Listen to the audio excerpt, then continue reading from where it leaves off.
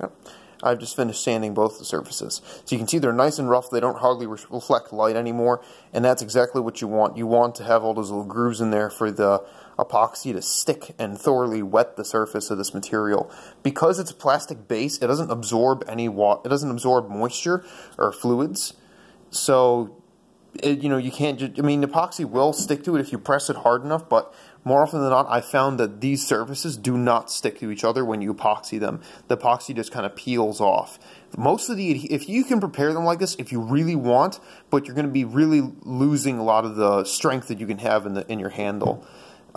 Best method is to rough up the surfaces a little bit, just like that. You don't need a whole lot. You don't need to remove material, really. You just need to scratch it up and make it rough. Well, not rough. It still feels smooth, but you get what I'm saying. You need to make a water break-free surface so the epoxy can really wet the surface.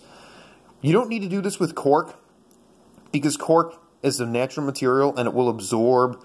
It absorbs moisture and it'll absorb things to a degree. Certainly more than this. This absorbs no moisture at all, so you need to help a little bit like that, and that'll really help your adhesion.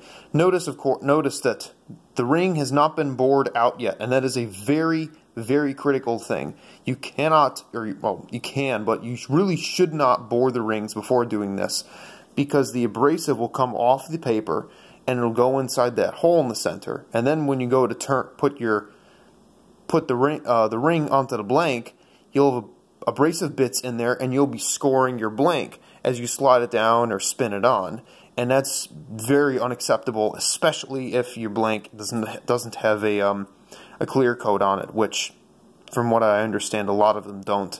The first rod that I built didn't have a clear coat on it. It was just a matte raw finish. So I'm going to go and do all these with the paper, which is going to take a while because I've got 29 of them to do, but it's a necessary step. At the end of a handle, I usually don't. Like, I'll leave one ring with one face that's this gloss, and I'll have that be the very tip of the handle, because I think personally that surface is more presentable and looks better to the eye than that surface does. That's just me, though. The rest of the handle will have more of this kind of surface to it, more, less reflective like that is, and more kind of matte, more like a foam. So I'm going to go do this, and then I'll get back on boring these out.